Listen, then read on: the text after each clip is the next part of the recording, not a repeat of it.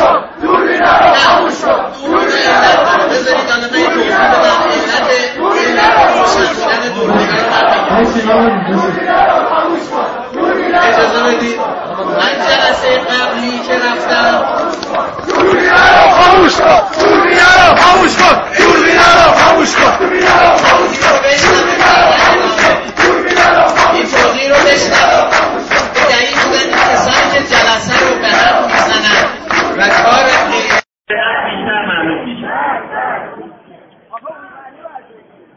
در گذشته اگر کسی مقابل آمریکا حرفی میزد حتما متهم میشد به اینکه وابسته به شوروی،